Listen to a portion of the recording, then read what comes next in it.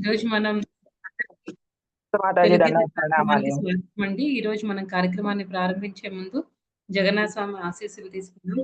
జై జగన్నాథ్ బలదేవ్ సుభద్రమయ్యకి జై, సుదర్శన్ భగవాన్కి జై, వామనదేవ్కి జై, పంచతత్వకి జై, గౌరనితాయికి జై, జగద్గురు శ్రీల ప్రభుపాదికి జై, పతిపావన్ జగదాక స్వామి గురు మహారాజ్కి జై. ఓం అజ్ఞానాతిమిరంధస్య జ్ఞానాంజనాశలాకయా చక్షురున్మిలితం येन తస్మై శ్రీ గురవే నమః. శ్రీ చైతన్య నమో విష్ణుపాదాయ కృష్ణప్రస్థాయ భూతలే శ్రీమతే భక్తి వేదాంత స్వామిన్నితి నామినే. నమస్తే సరస్వతే దేవే గౌరవాణి ప్రచారిణే నిర్విశేష శూన్యవాది పాశ్చాత్య దేశతారిణే. जय श्री कृष्ण चैतन्य प्रभु नित्यानंद श्री अद्वैता गदाधरा श्रीवासादि गौर भक्त वृंद. हरे कृष्णा कृष्णा कृष्णा हरे हरे, हरे राम राम राम हरे हरे. मूकं करोति वाचालं पंगुं लङ्घयते गिरिं यत्कृपातमहं वन्दे श्रीगुरुं दीनतारिणं పరమానంద మాధవం శ్రీ చైతన్య ఈశ్వరం. ఈరోజు మనం 2వ అధ్యాయం 56వ శ్లోకం చూద్దామండి. సెకండ్ చాప్టర్ 56th శ్లోక 2.56.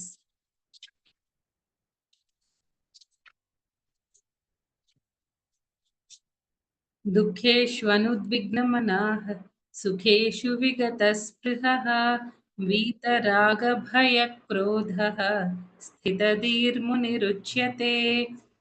దుఃఖేష్వనుద్విగ్నమనాః సుఖేషు విగతస్పృహః వీతరాగభయక్రోధః స్థితధీర్మునిరుచ్యతే. హరే కృష్ణ. ఎవరైనా చదవండి, భాష్యం ఎవరైనా చదవండి మాతాజీ. నేను చదువుతాను మాతాజీ. హరే కృష్ణ. చదవండి మాతాజీ. హరే కృష్ణ. అనువాదం భాష్యమునా మాతాజీ? ఓన్లీ భాష్యం మాతాజీ. ఓకే మాతాజీ, దండోత్ ప్రణామాలండి.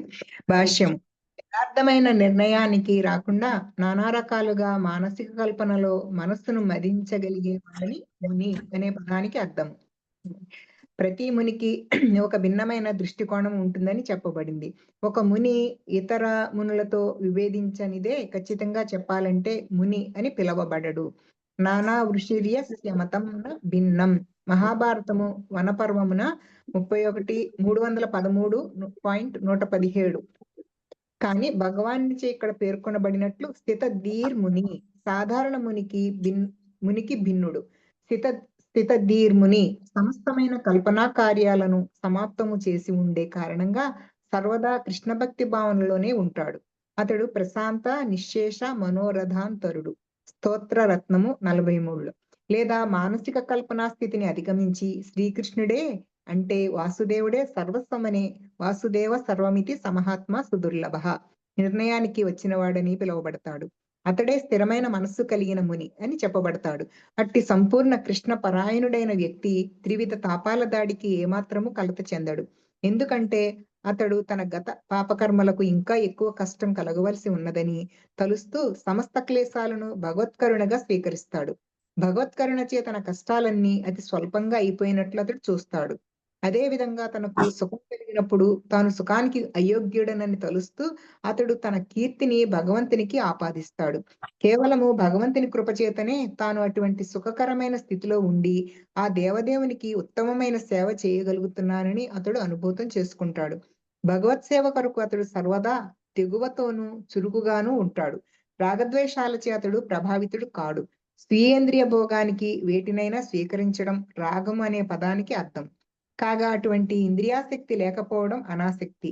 కానీ కృష్ణ భక్తి భావంలో స్థిరుడైన వాడు తన జీవితము భగవత్ సేవకే అంకితమైన కారణంగా ఆసక్తిని గాని అనాసక్తిని గాని కలిగి ఉండడు. తత్ఫలితంగా అతనికి తన ప్రయత్నాలు విఫలమైనప్పుడు కూడా ఏమాత్రము కోపం రాదు. జయమైన అపజయమైన కృష్ణ భక్తి భావంలో ఉన్నవాడు సర్వదా స్థిర నిశ్చయుడై ఉంటాడు. థ్యాంక్ యూ మాతాజీ. హరే కృష్ణ. దండవత్ ప్రణామాలండి. హరే కృష్ణ మాతాజీ. దండవత్ ప్రణామం. భావము. త్రివిధ తాపములందును చెలింపని మనస్సు కలవాడును, సుఖము కలిగినప్పుడు ఉప్పొంగని వాడును, రాగము, భయము, క్రోధముల నుండి విడివడిన వాడును అగు మనుజుడు స్థిరమైన మనస్సు గల ముని అని చెప్పబడును. ఈ శ్లోకం చదువుతూ ఉంటే మనకి జనరల్‌గా మన చుట్టూ ఉండే కొంతమంది డివోటీస్ లేకపోతే మన ఆచార్యులు వాళ్ళు గుర్తుకొస్తున్నారు కదండీ! ముని. ముని అంటే జనరల్‌గా ఏం చెప్పారంటే ఒక స్థిరమైన నిర్ణయం నాకు రాకుండా మానసిక కల్పనలతో విపరీత మనము కలగలివాడని పదానికి అర్థం అని చెప్తున్నారు. అయితే ఇక్కడ ఈ శ్లోకంలో ఎలాంటి పరిస్థితుల్లో అయినా సరే అన్నిటికి కూడా 3 రకాల తాపాలున్నాయి కదండీ! 3 రకాల ప్రాబ్లమ్స్ అవేంటండి? ఆధ్యాత్మిక, ఆధ్యాత్మిక, ఆదిదైవిక. ఆ! ఆధ్యాత్మిక, అధిదైవిక, అధిభౌతిక. యెస్. ఆ 3 రకాల క్లేశాలు వచ్చినప్పుడు ఎవరైతే స్థిరంగా వాటిని యాక్సెప్ట్ చేసి, ఎవరైతే స్థిరంగా ఉండగలుగుతారో వాళ్ళు నిజమైన స్థితధీర్ ముని అని ఇక్కడ ఈ శ్లోకంలో ప్రభుపాదులు వారు చాలా చక్కగా ఎక్స్‌ప్లెయిన్ చేశారనమాట. మనం ఎలా ఆలోచిస్తామంటే ముని అంటే ఎవరైనా ముని అవ్వచ్చు. ఎవరికైతే అంటే ఎవరైతే హ్మ్, స్థిరంగా ఉండగలుగుతారో వాళ్ళందరూ ముని అనుకుంటాం. కానీ ఇక్కడ ప్రభుపాదుల వారు చాలా క్లియర్‌గా దానికి ముని అంటే ఎవరైతే మానసిక కల్పనలతో ఉంటారో, స్థిరమైన ఆలోచనలు ఉండరో, అలాంటి వాళ్ళు ముని అని అన్నారు. స్థితధీర్ ముని అంటే ఎవరైతే స్థిరంగా జయాపజయాలు, ద్వంద్వాలు ఎలాంటివి వచ్చినా సరే, వాటన్నిటిని ఎవరైతే తట్టుకొని నిలబడి భగవంతుడి సేవలో ఉండగలుగుతారో వాళ్ళు స్థితధీర్ ముని అని చెప్తున్నారు. అయితే ఇక్కడ ఈ శ్లోకంలో మనకి ఏమర్థమవుతుందంటే టాలరెన్స్ సమభావం కలిగి ఉండాలి. తర్వాత సహనంతో ఉండాలి అనే విషయం మనకి ఈ శ్లోకంలో అర్థమవుతుంది. ఇప్పుడు మనం ప్రభుపాదుల వారిని లేకపోతే మన జగతార్ స్వామి గురు మహారాజ్‌ని ఇంకా చాలా డివోటీస్‌ని ప్యూర్ డివోటీస్‌ని శుద్ధ భక్తుల్ని తీసుకునేటప్పుడు వాళ్ళందరూ మనకి ఈ శ్లోకానికి ఎగ్జాంపుల్ అన్నమాట. అయితే మనం వాళ్ళ గురించి మాట్లాడుకునే ముందు, మనం ఎలాగా అంత స్థితధీర్ మునిలాగా మనం ఎలా ఉండగలుగుతాము?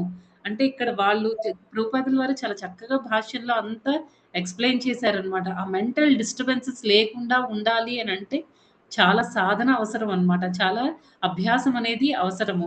ఎప్పుడు మనం ఎప్పుడు మనం కృష్ణుడిని గుర్తుపెట్టుకొని, మనకి ఎవరైనా మనల్ని గౌరవించినా, అవమానించినా, ఎలాంటి సిట్యుయేషన్‌లో అయినా సరే, ప్రతి దానికి కూడా మనం కృష్ణుడిని గుర్తు తెచ్చుకునేంతగా మనం ఉండగలిగిన రోజు, అది నిజంగా భగవంతుడిని గుర్తుపెట్టుకోవడం అన్నమాట. భగవంతుడిని అంటారు కదా! మనం ఆఫీసులకెళ్ళిపోతే ఎలా భగవంతుడిని చూస్తాము, లేకపోతే ఏదైనా ఇంపార్టెంట్ పనిలో ఉండేటప్పుడు ఎలా మనకు భగవంతుడిని ఎలా తలుచుకుంటామో 24 అవర్స్ సతతం కీర్తయంతో మాం అని భగవంతుడు చెప్పారు. కానీ మనం ఎలా గుర్తుపెట్టుకోవాలి? దానికి ఇవన్నీ అన్నమాట. సాధన అనేది చాలా చాలా అవసరము.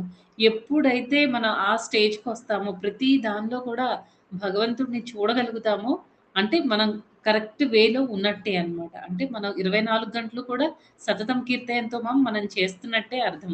అయితే ఎలాగ మనం 24 అవర్స్ మనం ప్రతి విషయంలో కూడా భగవంతుడిని గుర్తు తెచ్చుకోవాలి అనంటే, అది అంత సింపుల్ కాదనమాట. దానికి సొల్యూషన్ ప్రభుపాదుల వారు ఏం చెప్తున్నారంటే శ్రవణం చేయండి. ఎక్కువ మనం దేని గురించి రోజంతా మనం దేని గురించైతే ఆలోచిస్తామో, వింటామో మనకి మనకి మన ఏమవుతుందంటే మన అలవాట్లు తర్వాత మనం అవుతాం అన్నమాట అది. అంటే ఎలాగా? ఇప్పుడు సపోజ్ ఎవరైనా రోజంతా కొంతమందుంటారు. అలా తిట్టుకుంటూనే ఉంటారనమాట. ఎవరో ఒకళ్ళని తిడుతూనే ఉంటారు. లేకపోతే ఊరికే కోపంగా ఎప్పుడు కోపంతో ఉంటారు. కొంతమంది ఎప్పుడు చాలా దుఃఖంలో ఉంటారు. అస్సలే ఏమి నవ్వరు. ఎందుకంటే వాళ్ళెలా ఆలోచిస్తారంటే ప్రాబ్లమ్స్ అన్నీ నావే. నాకే ప్రాబ్లమ్స్. వీళ్ళు మంచోళ్ళు కాదు. వాళ్ళు మంచోళ్ళు కాదు. అందరి మీద ఎప్పుడు చూసినా ఎప్పుడు ఎవరో ఒకళ్ళని ద్వేషిస్తూనే ఉంటారనమాట. అందుకే వాళ్ళకేమవుతుంది 24 గంటలు వాళ్ళు దుఃఖంలో ఉంటారు. లేకపోతే 24 గంటలు కోపంగా ఉంటారు. అదే విషయాన్ని మనం కృష్ణకి అప్లై చేసామనుకోండి. అంటే ఎలాగా? ఎప్పుడు కృష్ణుడి గురించి ఆలోచించడం. కృష్ణ కథల్ని శ్రవణం చేయడము. తర్వాత ఎవరితోనైనా మన మన నోటి నుంచి ఏదైనా మాట వచ్చింది అంటే అది కృష్ణుడికి సంబంధించిన మాట. ఇలా మనం ప్రాక్టీస్ చేసామనుకోండి. అప్పుడేమవుతుంది మనం బాగా గుర్తుపెట్టుకోగలుగుతాం కృష్ణాని. ఎప్పుడు గుర్తు తెచ్చుకోగలుగుతాం అన్నమాట. అయితే ఇంకా ఏం చెప్తున్నారు? కీర్తన కూడా చెప్తున్నారు. భగవంతుడి నామాన్ని ఎప్పుడు జపించాలి. అయితే మనం ఎన్నో ఒక 4, 5 ఇయర్స్ నుంచి చేసినా, లేకపోతే ఒక 10 ఇయర్స్ నుంచి చేస్తున్నా సరే, మనకి ఆ టేస్ట్ అనేది, రుచి అనేది రావట్లేదనుకోండి. రుచి రానప్పుడు మనం ఏం చేయాలంటే ప్రార్థనలు. ప్రార్థనలనేది చాలా ఇంపార్టెంట్. మనం ఎంత ఎక్కువ ప్రార్థన చేస్తే అంత ఎక్కువ అంటే మనకి భగవంతుడు క్రేవింగ్స్ ఉన్నాయన్నమాట మనకి. కొంతమంది చూడండి ఏదైనా తినాలనిపిస్తది. లేకపోతే ఏదో ఒకటి హ్మ్, ఒక 5 నిమిషాలు చిన్నపిల్లలు జనరల్‌గా ఉంటారు కదండీ! ఎప్పుడు చూసినా అలా మాట్లాడుతూనే ఉంటారు. ఏదో ఒకటి చెప్తూనే ఉంటారనమాట. ఒక 5 నిమిషాలు కూడా మనం అంటే ఒక 5 నిమిషాలు ఖాళీగా కూర్చో నువ్వు. కొంచెం ప్రశాంతంగా కూర్చో అని మనం మన పిల్లలకి ఒక్కొక్కసారి చెప్తూ ఉంటాం. ఎందుకంటే వాళ్ళకి క్రేవింగ్స్ అన్నమాట. మాట్లాడకుండా ఉండలేరు. కామ్‌గా కూర్చోలేరు. అలాగా ఏంటంటే మనకు కూడా ఆ క్రేవింగ్స్ అనేవి ఉండాలన్నమాట. కృష్ణ నామం పట్ల రుచి లేదు అనంటే ప్రార్థించాలి. ప్రార్థించాలి. కృష్ణుడి నామం తీసుకోవాలి. ఇంకా సీనియర్ డివోటీస్ తర్వాత ఆచార్యులు ఏం చెప్తారంటే ఒకవేళ మనం ఏదైనా చేయలేకపోతున్నాం అనుకోండి సపోజ్ మిగతా డివోటీస్ అందరూ చక్కగా భగవంతుడిని చూడగానే కొంతమంది డివోటీస్ చాలా డీప్‌గా ఏం ప్రార్థిస్తారో తెలియదు. కానీ చాలా డీప్‌గా భగవంతుడి కోసం భగవంతుడు కావాలి అని చాలా డీప్‌గా ప్రార్థిస్తూ ఉంటారు. వాళ్ళ మొ వాళ్ళ ఫేస్‌లో తర్వాత వాళ్ళ ప్రార్థనలో మనకేంటంటే ఒక ఏమంటారు ఆ భావం అనేది కనిపిస్తూ ఉంటుందనమాట. కొంతమంది డివోటీస్ ఉంటారు. చాలా మెకానికల్‌గా ఏదో దండం పెట్టుకొని అక్కడి నుంచి వచ్చేస్తూ ఉంటారు. కానీ ఏంటి వాళ్ళకి కూడా ఆహ్, దేవుడికి నేను కూడా అబ్బా! భక్తులు ఎంత బాగా భగవంతుడిని ప్రార్థిస్తున్నారో, ఎంత భావంతో పాడుతున్నారో, లేకపోతే ఎంత భావంతో వాళ్ళు భగవంతుడిని చూస్తున్నారు. ఈ భగవంతుడిని చూస్తూ ఏవో ప్రేయర్స్ చేస్తున్నారు. నేను అలాగ అవ్వాలనుకుంటున్నాను అని మనకనిపిస్తుంది ఒక్కొక్కసారి. కానీ మనకలా లేదనుకోండి. అంత భావం మనకి లేకపోతే ఆచార్యులు, సీనియర్ డివోటీస్ ఏం చెప్తున్నారంటే మనకి లేకపోయినా సరే అట్‌లీస్ట్ ఉంది మనకి. మనలో కూడా భావం ఉంది అనే ఫీలింగ్‌తో మనం కూడా చేస్తూ ఉంటే, ఒకరోజు మనకి నిజంగానే ఆ భావం అనేది భగవంతుడు వస్తుందనమాట. అంటే భగవంతుడు మన పట్ల కరుణ చూపిస్తాడు. అంటే మనకి అవి లేకపోయినా, రుచి లేకపోయినా సరే, రుచి ఉన్నట్టు మనం బిహేవ్ చేయాలి. చేయాలి. అది ప్రాక్టీస్ అన్నమాట. ఆ ప్రాక్టీస్ చేస్తూ ఉండగా మనకి అది హాబిట్ అయిపోతుంది. నిజంగానే అప్పుడు మనకి ఆ భావము, భగవంతుడిని చూడగానే స్పాంటేనియస్‌గా మనకు కూడా ఫీలింగ్స్ అనేవి వస్తాయన్నమాట. అది చెప్తున్నారు. తర్వాత అన్నిటికంటే ఈ శ్లోకంలో మనకి మోస్ట్ ఇంపార్టెంట్ ఏంటి అంటే ఆహ్, టాలరెన్స్ వినయంగా ఉండడము, సహనంతో ఉండడము, ఇవన్నీ క్వాలిటీస్ కూడా మనకి భగవంతుడు 12థ్ చాప్టర్‌లో చెప్తాడు. వీళ్ళలో ఈ క్వాలిటీస్ నాకు నచ్చుతాయి. అని భగవంతుడు 12థ్ చాప్టర్‌లో మనకి చాలా చెప్పాడన్నమాట. అన్నిటికంటే one of the most important అంటే ఉన్న వాటిల్లో ఒకటి చాలా ఇంపార్టెంట్‌ది ఏంటి అంటే సహన బ సహనంతో ఉండడం అన్నమాట. ఏదైనా భరించుకునే శక్తి అనేది మనలో ఉండాలి.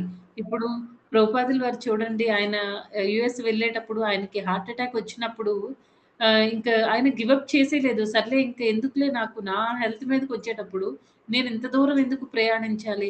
మా గురు మహారాజ్‌కి నేను ఏదో ఒకటి ప్రార్థిస్తాను అయిపోతుందిలే అనేసి ఆయన మళ్ళీ బ్యాక్‌కొచ్చేసి బృందావనంలో కూర్చొని రాధా దామోదర్ మందిరంలో కూర్చొని ఆయన మళ్ళీ చాంటింగ్ అవన్నీ చేసుకొని లేతే బుక్స్ రాసుకొని ఏవో బుక్స్ చదువుకుంటూ అలా కూర్చోలేదండి. నువ్వు నన్ను నడిపిస్తే నువ్వు నీ ఇష్టము.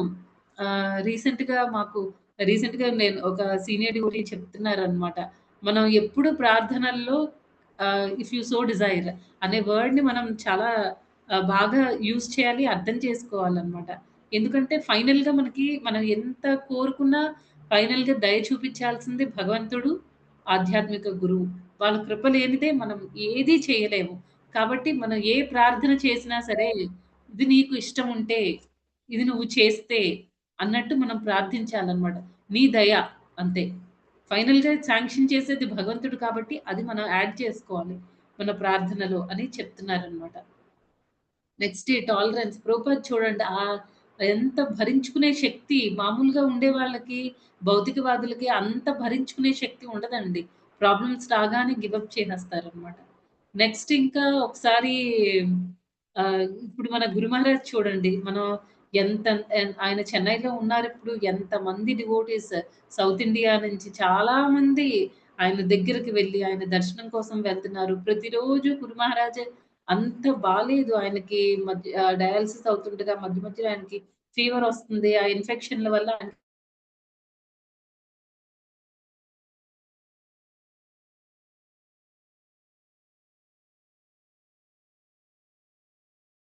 ఏంటంటే ఆ టాలరెన్స్‌తోనే ఆ మిగతా జాలి ఇవన్నీ ఎలా వస్తాయి వేరే జీవుల పట్ల అంటే ముందు మనల్ని మనం ఉద్ధరించుకునే శక్తి మనలో మనం డెవలప్ చేసుకోవాలన్నమాట. అయితే గురు మహారాజ్ వచ్చిన వాళ్ళందరికీ కూడా బ్లెస్సింగ్స్ ఇవ్వడము, అందరికీ దర్శనం ఇవ్వడము, అలా ఎంత టాలరేట్ చేస్తున్నారండి. ఫిజికల్‌గా ఆయనకి ఎంత ప్రాబ్లమ్ ఉంది. తర్వాత ఆయన, ఆయన శిష్యుల నుంచి కూడా ఆహ్, చాలా ఎక్కువ అదే ఎక్స్‌పెక్ట్ చేస్తున్నారనమాట. ఆహ్, అయితే గురు మహారాజ్ ఒకసారి ఒక త్రో బ్యాక్ థర్స్‌డేస్ అని ప్రతి థర్స్‌డే గురు మహారాజ్ గురించి డివోటీస్ చెప్తూ ఉంటారనమాట. ఒకటేంటంటే గురు మహారాజ్ నుంచి మనం ఇన్‌స్ట్రక్షన్స్ అన్నీ తీసుకోవాలి. రెండవది ఏంటి అంటే గురు మహారాజ్ గురించి మనం తెలుసుకోవాలనమాట. అంటే మన గురువు గురించి మనం తెలుసుకోవాలి ఎక్కువ. అది ఎలా తెలుస్తుంది? మిగిలిన సీనియర్ డివోటీస్ ఉంటారు కదా! వాళ్ళ ఎక్స్‌పీరియన్స్ వాళ్ళకి గురు మహారాజ్‌తో ఉండే సంబంధాన్ని మనం తెలుసుకుంటే అప్పుడు మనకి గురు మహారాజ్‌తో అటాచ్‌మెంట్ అనేది డెవలప్ అవుతుంది. అప్పుడు మనం క్లోజ్‌గా అబ్జర్వ్ చేస్తూ ఉంటామనమాట. అప్పుడు మనకి ఆ గురువులో ఉండే క్వాలిటీస్ అన్నీ మనకర్థమవుతాయి. అప్పుడు మన ఆలోచన విధానం ఎలా ఉంటుంది? నేను కూడా మా గురువులాగా అవ్వాలి అని అనుకుంటాం. అయితే ఇక్కడ గురు మహారాజ్ ఒక త్రో బ్యాక్ థర్స్‌డేలో ఒక లెక్చర్‌లో ఒక ప్రభుజీ చెప్తున్నారనమాట. ఒక సీనియర్ డివోటీ ఆయనెప్పుడు గురు మహారాజ్‌కి సంబంధించిన ఏ వీడియో చూసినా మోస్ట్‌లీ ఆ ప్రభుజీ ఆయనతో ఉంటారనమాట. అయితే ఆ ప్రభుజీ ఏం చెప్తున్నారంటే ఒకసారి ఒక డివోటీ జీబీసీ మీటింగ్ ఏదో అటెండ్ అవ్వాలి. అటెండ్ అవ్వాలి అనంటే ఆయనకి ఒంట్లో చాలా బాలేదు. గురు మహారాజ్ మిగతా డిసైపుల్స్ అందరూ ఈయనకి చెప్పారనమాట. గురు మహారాజ్ ఈరోజు ఆ ప్రభుజీ రావట్లేదు. ఎందుకంటే ఆయనకి హెల్త్ బాలేదు గురు మహారాజ్. ఇంకా అందుకే ఆయన రావట్లేదు. అంటే బాలేకపోతే ఏంటి ఆహ్, అంటే మామూలుగా కూర్చొని అలాగా ఆన్‌లైన్ మీటింగే కదా! మనమేం ఫిజికల్‌గా అక్కడికి వెళ్ళాల్సిన అవసరం లేదు. కూర్చొని అటెండ్ అవ్వచ్చు కదా! అంటే ఇప్పుడు మిగిలిన డిసైపుల్స్ అందరూ ఏం చెప్పారంటే, కాదు గురు మహారాజ్ ఆయన పూర్తిగా బెడ్ మీద నుంచి లేవలేని పరిస్థితిలో ఉన్నారు. ఆయన మూవ్ అవ్వలేని పరిస్థితిలో ఉన్నారు అంటే, అప్పుడు గురు మహారాజ్ వెంటనే ఏం చెప్పారు? యూజువల్‌గా మనం ఎలా ఆలోచిస్తాం? గురు మహారాజ్ చాలా కంపాషనేట్, ఆయన చాలా మెర్సిఫుల్. So, okay. ఓకే. అలా అయిందా? Okay. I will pray for him. నేను ఆయన కోసం ప్రార్థన చేద్దాం మనం అని, లేకపోతే నేను ఆయన కోసం ప్రార్థన చేస్తాను తొందరగా రికవర్ అవ్వాలని అలా చెప్పలేదండి గురు మహారాజ్. వెంటనే ఏమన్నారంటే గురు మహారాజ్, అయితే ఏం పోయింది? ఇక్కడికి అదే నా రూమ్‌లోనే వేరే ఇంకొక ఆయన ఏదో వర్డ్ యూజ్ చేశారండి. నాకర్థం కాలేదు. కాకపోతే ఏంటంటే దాని మీద పడుకోవచ్చు. మేబీ బెడ్ కాకపోవచ్చు. కానీ పడుకోవడానికి వీలుగా ఉండే ఒకటి ఏదో పడుకోవచ్చు కదా! పడుకొని జస్ట్ ఆన్‌లైన్ మీటింగే కాబట్టి పడుకొని కూడా అటెండ్ అవ్వచ్చు కదా! ఏమైపోయింది? వీడియో ఆఫ్ చేసేస్తారు. వింటారు. ఏమైపోయింది అని గురు మహారాజ్ అన్నారనమాట. అంటే ఇక్కడ చూడండి ఒక్కొక్కసారి గురు మహారాజ్‌కి ఆయన సిట్యుయేషన్ బాలేకపోయినా, నైట్ అంతా బాలేకపోయినా మార్నింగ్ ఏ టైంలో అయినా సరే ఆహ్, వచ్చిన భక్తులకి ఒక పక్క ఆయన బ్లెస్సింగ్స్ ఇస్తూ ఉంటారు. ఎవరికైనా ఒకసారి ఒక మాతాజీ ఆల్‌మోస్ట్ చనిపోయే స్టేజ్‌లో ఉన్న మాతాజీకి ఆవిడ ప్రాక్టీస్ చేయగలదా? లేదా? ఇదేమీ ఆలోచించలేదు గురు మహారాజ్. ఇనిషియేషన్ ఇచ్చేసారు. అంత కంపాషనేట్‌గా ఉన్నారు గురు మహారాజ్ ఒక పక్క. ఇంకో పక్క ఈ ప్రభుజీ విషయంలో ఏం జరిగింది? మీరు ఆహ్, అంటే ఆహ్, మీరు ఎందుకు అటెండ్ అవ్వలేదు జీబీసీ మీటింగ్? అటెండ్ అవ్వాలి కదా! పడుకొని అటెండ్ అవ్వండి. బాలేకపోతే ఏమి? ఆన్‌లైన్ మీటింగే గదా! అంటే ఏంటంటే ఎక్కడ ఎవరికి ఏది అవసరమో వాళ్ళకి ఆ రకంగా గురు మహారాజ్ గైడ్ చేస్తారనమాట. అది సత్వగుణంలో ఉండడము, అది శుద్ధ సత్వంలో ఉండడము, సత్వగుణంలో ఉండే వాళ్ళ ఆలోచన విధానం అలా ఉంటుందనమాట. ఇంకొకసారి ఏమైందంటే, ఒక గురు మహారాజ్ మాతాజీ ఉన్న ప్లేస్‌లో ఆ సిటీలో ఉండే ఎయిర్‌పోర్ట్‌లో గురు మహారాజ్ వస్తున్నారనమాట. ఆ ప్లేస్‌కొస్తున్నారు. గురు మహారాజ్‌ని ఆ ఎయిర్‌పోర్ట్‌లో అంటే కొన్ని గంటలు అక్కడుండి ఒక్కొక్కసారి ఉంటాయి గదండీ! ఒక ఫ్లైట్ నుంచి వేరే ఫ్లైట్‌కి 2, 3 ఫ్లైట్‌లు తీసుకొని మనం వేరే ప్లేస్‌కి వెళ్తున్నాం అనుకోండి. కొంచెం హాల్ట్ ఉంటుంది గదా! కొంచెం టైమ్ 1 అవరో, 2 అవర్స్ గ్యాప్ అలా ఉంటుంది కదా! ఆ గ్యాప్‌లో అనమాట. సర్లే గురు మహారాజ్‌ని కలుద్దాము ఎలాగో వస్తున్నారు కదా! అని ఆ మాతాజీ వెళ్లారు. మాతాజీ అక్కడికి వెళ్ళేసరికే ఆ ఫ్లైట్ వెళ్ళిపోయిందనమాట. అవ్వలేదు ఆ సారి. నెక్స్ట్ టైమ్ మళ్ళీ ఇంకొకసారి కూడా మాతాజీ ట్రై చేశారు. ఇంకొక టైంలో మళ్ళీ గురు మహారాజ్ అలాగే రావడం జరిగింది. అప్పుడు కూడా మాతాజీ ట్రై చేశారు. కానీ అప్పుడేమైందంటే అప్పుడు కూడా మాతాజీ గురు మహారాజ్‌ని అప్పుడు మీట్ అయ్యారు. అయితే మీట్ అవ్వగానే మాతాజీ చెప్పారనమాట. గురు మహారాజ్ నేనిలా మిమ్మల్ని కలవడానికొచ్చాను లాస్ట్ టైమ్. కానీ నేనొచ్చేసరికి మీ ఫ్లైట్ వెళ్ళిపోయింది. అనంటే అప్పుడు గురు మహారాజ్ అయ్యో! అవునా! నువ్వు నాకు ముందే చెప్పుంటే నేను కొంచెం సేపు ఆగుండేవాడినను అంటే ఫ్లైట్ వెళ్ళిపోలేదు. గురు మహారాజ్ ఆల్రెడీ చెక్ ఇన్ చేసి ఫ్లైట్‌లోకి బోర్డింగ్ అయిపోయిందనమాట. అయితే వెంటనే గురు మహారాజ్ కొంచెం సేపు నేను ఆగుండేవాడినే కదా! అలా అని చెప్పలేదనమాట. అంటే గురు మహారాజ్ వెంటనే ఇచ్చిన రిప్లై ఏంటంటే ఆహ్, అదే నేను ఈ ఫ్లైట్ నాకు చాలా ఇంపార్టెంట్. నేను మిస్ అవ్వలేను అని అలా చెప్పారనమాట. అంటే అక్కడ సందర్భాన్ని బట్టి గురు మహారాజ్ ఉంటారు. ఆహ్, అంటే ఎప్పుడు కంపాషన్ అంటే మనకి టాలరెన్స్ భరించుకునే శక్తి అంటే ఇక్కడ ఓకే. నేను చెడిపోతాను. నాకు నేను పోయినా పర్వాలేదు. అంటే ఆ లెవెల్‌లో కాదనమాట. ఎక్కడ ఏది అవసరం సపోజ్ ఒకవేళ మన సహన శక్తి వల్ల మనం మాత్రమే సఫర్ అవుతున్నాం అనుకోండి. వేరే వాళ్ళకది అడ్వాంటేజ్ అయినప్పుడు మనం అది తీసుకోవాలి. ఓకే. అలాగే బిహేవ్ చేసుకోవాలనమాట. ఓకే. నేను పోయినా పర్వాలేదు వాళ్ళు ఉండాలి అని. వాళ్ళకి మంచి జరగాలి. వాళ్ళు భక్తి చేయాలి. అలా ఆలోచిస్తే అది కృష్ణుడికి నచ్చుతుందనమాట భగవంతుడికి. ఒకవేళ మన సహన శక్తి వల్ల చాలా మంది ఇప్పుడు గురు మహారాజ్ ఆ ఫ్లైట్ మిస్ అవ్వడమో, లేకపోతే టైంకి వెళ్ళలేకపోవడమో ఏదైనా అయిందనుకోండి. ఒకటి ఆయన టైంకి వెళ్ళలేకపోతే ఆ ఫ్లైట్‌లో ఉండే వాళ్ళందరూ కూడా ఏంటి ఇంకా రావట్లేదు అలా ఆలోచించొచ్చు. ఇంకొకటేంటంటే ఆయన ఏ డెస్టినేషన్‌కైతే ఎక్కడికైతే వెళ్లి ఆయన లెక్చర్ ఇవ్వడమో, లేకపోతే వేరే భక్తుల్ని చూడ్డానికి, లేకపోతే వాళ్ళకి దర్శనం ఇవ్వడానికి వెళ్తున్నారో వాళ్ళందరూ బాధపడతారు. ఇక్కడున్నది ఒక్క మాతాజీయే. అక్కడున్నది చాలా మందనమాట. అంటే ఇక్కడ సందర్భాన్ని బట్టి గురు మహారాజ్ ఆ సిట్యుయేషన్‌ని హ్యాండిల్ చేస్తూ ఉంటారనమాట. ఇది శుద్ధ సత్వంలో ఉండడం. అంతేగాని టాలరెన్స్ భరించుకునే శక్తి అంటే ఆహ్, ఆహ్, ఆహ్, ఇక్కడ ఒకళ్ళ కోసం అని చెప్పి చాలా మందిని ఇబ్బంది పెట్టడం అదంతా కాదు. అయితే ఇవన్నీ క్వాలిటీస్ ఎలాగొస్తాయి? మనకి సహన శక్తి క్వాలిటీస్ అన్నీ ఎలా వస్తాయి అంటే సేవ ద్వారా వస్తుందనమాట. వినయం అనేది కూడా మనకి మంచి ఒక ఇంపార్టెంట్ క్వాలిటీ. అది కూడా ఎలా వస్తుంది అంటే మనకి సేవ ద్వారానే మనకి క్వాలిటీస్ అన్నీ వస్తాయి. ఆహ్, ఒకసారి ఒక సీనియర్ డివోటీ చెప్తున్నారనమాట. ఎప్పుడు సర్వీసెస్ అయిపోయి ఇంకా ఓన్ సాధనకి టైం లేదు.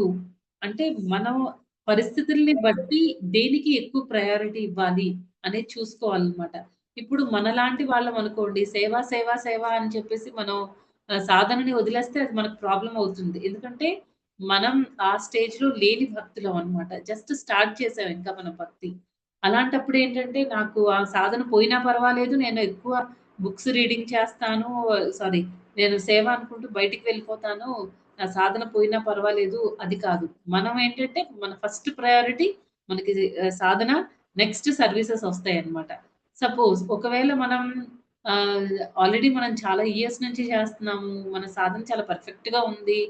కానీ ఒక టైమ్ ఒస్తుందన్నమాట. ఏంటంటే సర్వీసెస్ అవి సరిగ్గా చేయలేకపోతున్నాం అనుకోండి. అప్పుడు మన సాధనని కొంచెం అంటే మన బుక్ రీడింగ్ అవి ఎక్కువ చేయలేకపోయినా పర్వాలేదు. ఎందుకంటే ఇన్ని ఇయర్స్ మనం చదివాము, చాలా చేసాము. అలాంటప్పుడు ఏం చేయాలంటే సర్వీసెస్‌కి ఎక్కువ ప్రయారిటీ ఇవ్వాలి. అలా మనం బ్యాలెన్స్ చేసుకోవాలి. మన స్టేజ్ ఏంటో మనకు తెలుసు. ఎవరు మనకి వచ్చి ఇంకా ఒక 4, 5 ఇయర్స్ భక్తిలో ఉన్న తర్వాత కూడా మాతాజీ మీరు ఇది చేశారు, ఇది చేయలేదు అని మనకి ఎవరు చెప్పొచ్చు. ఫీడ్‌బ్యాక్ తీసుకోవడంలో తప్పులేదు.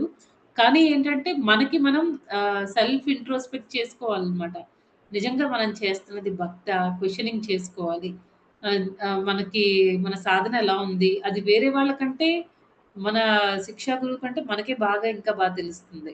మనం సాధన ఎంత చేస్తున్నాము? ఎంత భావంతో చేస్తున్నాము? ఎన్ని గంటలు చదువుతున్నాము? ఎన్ని గంటలు మనం వింటున్నాము? విన్నదాన్ని మన జీవితంలో ఎలా మళ్ళీ మనం ఇంప్లిమెంట్ చేసుకుంటున్నాము? ఇవన్నీ మనకే తెలుస్తుందనమాట. ఎవరి ఫీడ్‌బ్యాక్ కోసం మనం వెయిట్ చేయాల్సిన అవసరం కూడా లేదు.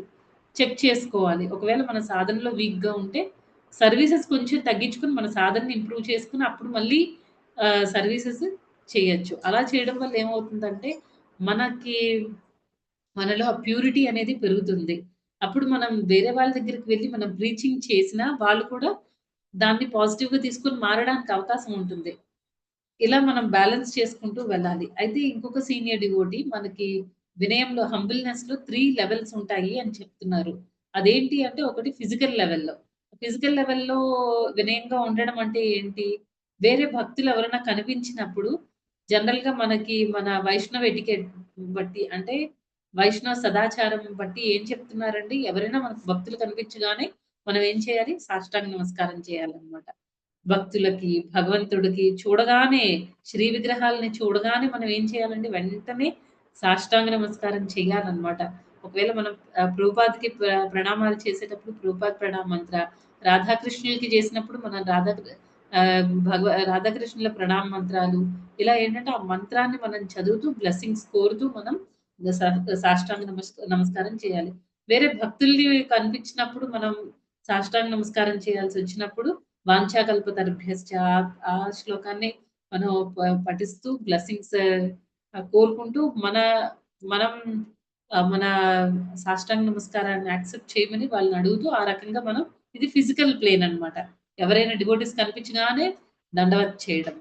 నెక్స్ట్ ఇంకా ఏంటంటే వెర్బల్ ప్లేన్ అంటారు. వెర్బల్ ప్లేన్ అంటే ఏంటి? మనం చక్కగా మాట్లాడడం. బాగున్నారా మాతాజీ? బాగున్నారా ప్రభుజీ?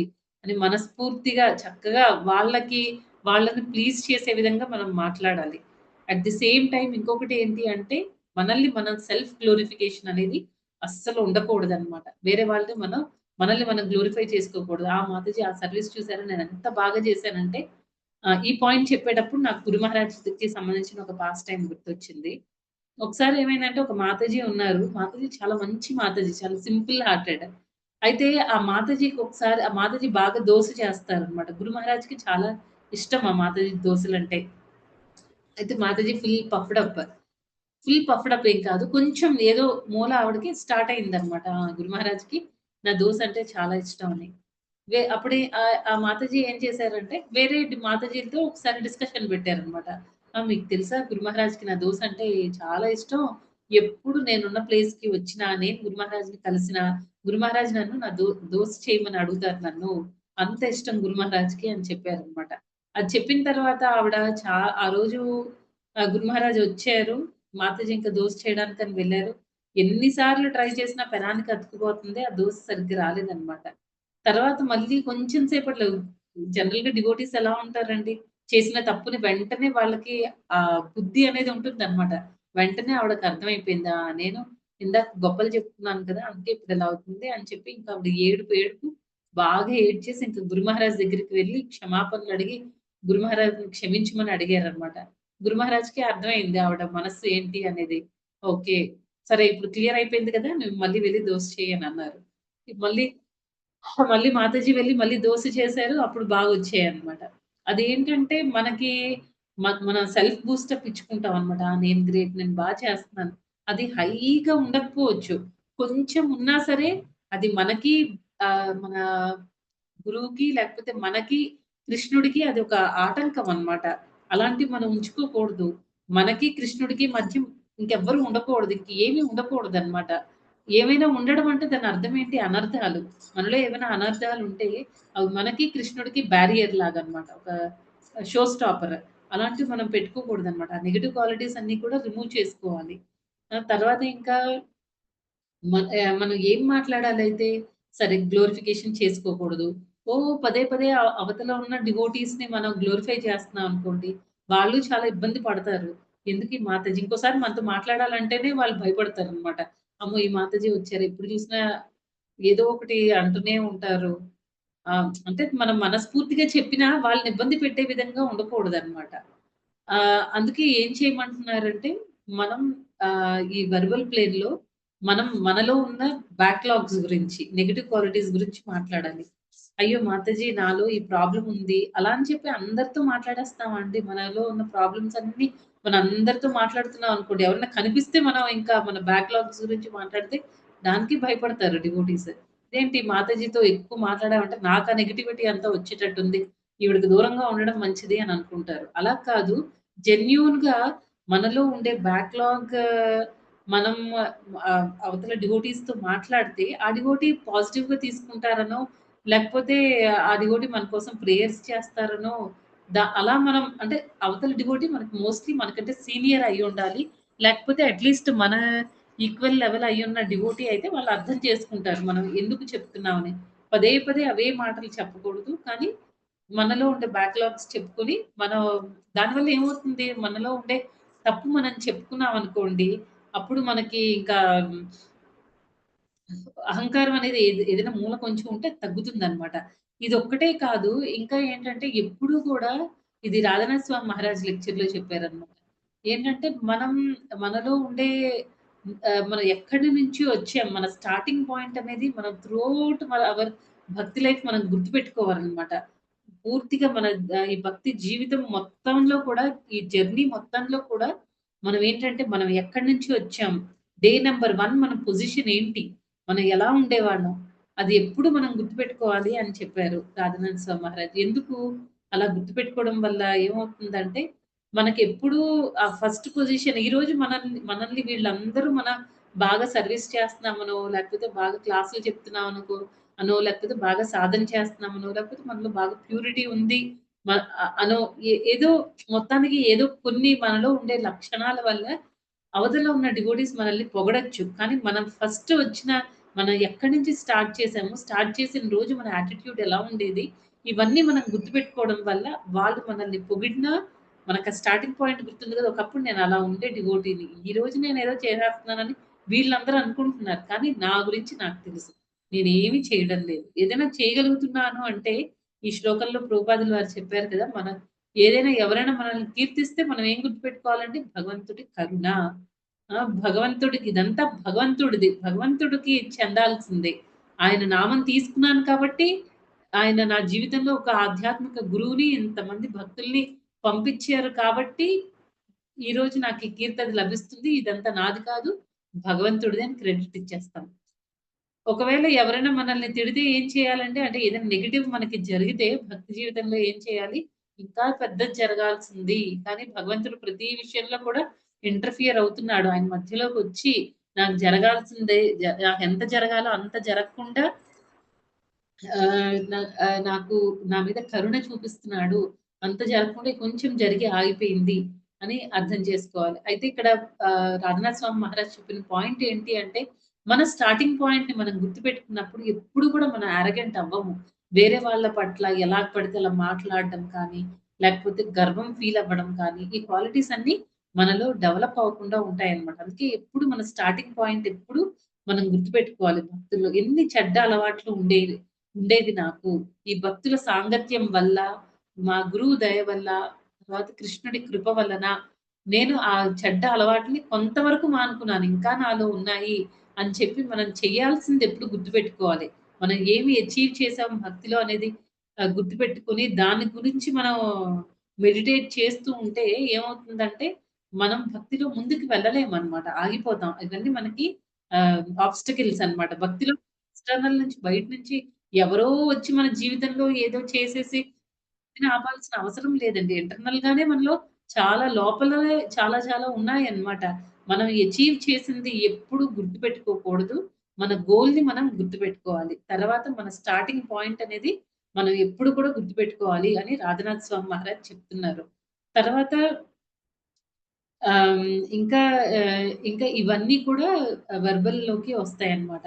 తర్వాత ఇంకొక మూడవది ఏంటి అంటే మెంటల్ లెవెల్. ఈ మెంటల్ లెవెల్‌లో ఏం చేయాలి అనంటే, మనం ఏదైనా ఎవరి పట్లైనా ఏ డివోటీ పట్లైనా దురుసుగా ప్రవర్తించినా, లేకపోతే డీటీ ముందు ఏమైనా విగ్రహాల ముందు ఏమైనా అపరాధం చేసినా, మన ఆధ్యాత్మిక గురువు చెప్పిన ఇన్‌స్ట్రక్షన్స్ మనం ఏమైనా ఫాలో అవ్వలేకపోయినా, వెంటనే మనం ఏం చేయాలి? దానికి బాధపడాలి. బాధపడడం అంటే ఏంటండి? మనం వెళ్లి సారీ చెప్పడం కాదు. నేను ఈ తప్పు చేశాను గురు మహారాజ్ నాకు సారీ అని మనం చెప్పేసి మళ్ళీ అదే తప్పు చేశామనుకోండి, అది రిపెంటెన్స్ అనిపించుకోదనమాట. ఆహ్, రిపెంట్ అవ్వడము అనంటే వన్స్ మనం దాన్ని నేను తప్పు చేశాను అని మనం కంప్లీట్‌గా కన్విన్స్ అయిన తర్వాత మళ్ళీ అదే తప్పుని మనం రిపీట్ చేయకుండా ఉండాలి. మళ్ళీ మళ్ళీ అదే తప్పు చేయకూడదనమాట. తర్వాత ఇంకా ఏంటంటే మనం ఆహ్, మనం ఒకవేళ చాంటింగ్ చేసేటప్పుడు మనకు ఆ రుచి డెవలప్ అవ్వకపోతే దానికి మనం బాధపడాలి. అంటే ఇక్కడ మెంటల్ లెవెల్‌లో అనంటే మనకి మనం ఏదైనా చేయలేకపోతుంటే దానికి మనం బాధపడి దానిలో మళ్ళీ ఎలాగ మన ఆ సేవని లేకపోతే ఆ తప్పుల్ని మళ్ళీ చేయకుండా ఎలాగ మళ్ళీ మనం ముందుకు వెళ్తాము అనేది ప్రార్థనలు చేసుకుంటూ ఉండాలన్నమాట. ఇప్పుడు చూడండి ప్రభుపాదుల వారు మనకి ఆహ్, ఇంత ప్రభుపాద అంత సిస్టమాటిక్‌గా అంత నీట్‌గా మనకి స్టెప్ వైస్ ఇప్పుడు చూడండి ఈవెన్ మనం కొన్నిసార్లు కొన్ని బుక్స్ అవి చదువుతూ ఉంటాం. సోషల్ లేకపోతే కొన్ని సబ్జెక్ట్స్ సైన్స్ అలాంటి సబ్జెక్ట్స్ ఏమైనా చదివినప్పుడు ఏదైనా మనకి పారాగ్రాఫ్‌లా ఉందనుకోండి, మనకెలా ఉంటుందంటే అర్థం చేసుకోవడానికి కష్టంగా ఉంటుంది. వెంటనే బుర్రలోకి ఎళ్ళదనమాట. అలా కాకుండా పాయింట్స్ వైస్ ఇచ్చారనుకోండి, ఫాస్ట్‌గా మన బ్రెయిన్‌లోకి అదంతా మన బ్రెయిన్ అబ్జార్బ్ చేసేస్తుందనమాట. కంటెంట్ అంతా కూడా మనం ఈజీగా అర్థం చేసుకోగలుగుతాం. కదండీ! అలాగే ఏంటంటే ప్రభుపాదుల వారు ఎన్నో మనకి ఆధ్యాత్మికంగా ఎన్నో ఇన్‌స్టిట్యూషన్స్, ఎన్నో సంస్థలున్నాయి. తర్వాత ఎంతో మంది గురువులుండొచ్చనమాట. కానీ మనం ప్రభుపాదుల వారికి నిజంగా ఇండెప్టెడ్ అంటారు కదా! రుణపడి ఉన్నాము. ఎలాగా అంటే ఆయన భక్తి ఇలాగ చేయాలి అని జస్ట్ మనకి థియరిటికల్‌గా ఇచ్చి ఊరుకోలేదు. ప్రాక్టికల్‌గా చెప్పారు. తర్వాతేంటంటే ప్రాక్టికల్‌గా కూడా ఎలాగా చెప్పారు అంటే ఒక పద్ధతి ప్రకారం. ఈ టైం నుంచి ఈ టైం వరకు ఇచ్చేయండి. ఈ టైం నుంచి ఈ టైం వరకు ఇలా చేయండి. అని ప్రతీదీ కూడా టైమ్ వైస్ టైమ్ టేబుల్ లాగా మనకి పెట్టినట్టు చెప్పారనమాట. ఒక పద్ధతి ప్రకారం చెప్పారు. ఎంత తర్వాత మనకి ఎన్నో బుక్స్ రాసారు. ఆ బుక్స్ అన్నీ చదవండి. మన గురు మహారాజ్ చూస్తే 'జయపతాక స్వామి' యాప్ అని ఉంటుందనమాట. ఆ యాప్‌లో ఏంటంటే ప్రతిరోజు గురు మహారాజ్ చేసే యాక్టివిటీస్. ఏ మీటింగ్స్ అటెండ్ అయ్యారు, ఏ డివోటీస్‌కి బ్లెస్సింగ్స్ ఇచ్చారు, ఏ డివోటీస్ ఆయన్ని వచ్చి కలిసారు, ఏ ప్రాజెక్ట్‌లు ఇంకా పైప్‌లైన్‌లో ఉన్నాయి, ఇంకా చేయాల్సినవేంటి, భక్తి వినోద్ ఠాకూర్ మందిరం కట్టాలని, తర్వాత ఆయన రీసెంట్‌గా తిరుపతి నుంచి, బెంగుళూరు నుంచి ఇంకా చాలా మంది డివోటీస్ వచ్చారని, సౌత్ ఇండియన్ చాలా మంది సౌత్ ఇండి నేను ఇటు చూడండి ఆ మాట ఒక్కొక్కటి కూడా గురు మహారాజ్ ఒక్కొక్క మాట ఒక్కొక్క జ్యువెల్ అన్నమాట. అంటే ఒక్కొక్క వజ్రం, వైడూర్యాలతో సమానం అన్నమాట. ఎలాగా అంటే గురు మహారాజ్ ఏం చెప్పారంటే, నేను అన్ని ప్లేసులకి ఈ మధ్య కాలంలో నా హెల్త్ వల్ల నేను తిరగలేకపోతున్నాను. అయినా డివోటీస్ అందరూ నన్ను చూడ్డానికి వస్తున్నారు. మనందరం దేనికెళ్తున్నామండి? గురు మహారాజ్‌ని చూడ్డానికి వెళ్తున్నాం. ఆయన బ్లెస్సింగ్స్ దొరుకుతాయని మనం వెళ్తున్నాము. గురు మహారాజ్ దానికి ఎంత హ్యాపీగా ఫీల్ అవుతున్నారంటే, అందరూ నన్ను చూడ్డానికి వస్తున్నారు నిజంగా అని గురు మహారాజ్ చాలా సంతోషపడుతున్నారనమాట దానికి. అంటే నా పిల్లలందరూ నన్ను చూడ్డానికి వస్తున్నారు. మన పేరెంట్స్ చూడండి. మనం వాళ్ళని చూడ్డానికెళ్తే వాళ్ళెంత హ్యాపీగా ఫీల్ అవుతారు. అలాగే గురు మహారాజ్ కూడా అన్నమాట. నన్ను చూడ్డానికి మీరందరూ వస్తున్నారు. నాకు చాలా సంతోషంగా ఉంది అని గురు మహారాజ్ చెప్తున్నారనమాట. అయితే ఇవన్నీ కూడా ఏంటంటే మనకి లెర్నింగ్స్ మనం నేర్చుకోవడానికి. మనం ఎలా ఉండాలి? అసలు మనం వెళ్తే ఆయన సంతోషపడాల్సిన అవసరం లేదండి. ఎందుకంటే మన పొజిషన్ అంతా చాలా తక్కువ. కానీ గురు మహారాజ్ అలా తీసుకోరు. అందరి మీద కృప, అందరి మీద ప్రేమ. ఆహ్, తర్వాత మనకి మనం మెయిన్ పాయింట్ ఏం చెప్పుకుంటున్నామంటే, శ్రీల ప్రభుపాదుల వారు మనకి ఏదో కొన్ని బుక్స్ ఇచ్చేసి మీరు చదవండి, భక్తులైపోండి అని చెప్పలేదు. ఆయన చాలా మంది డివోటీస్‌ని తయారు చేశారు.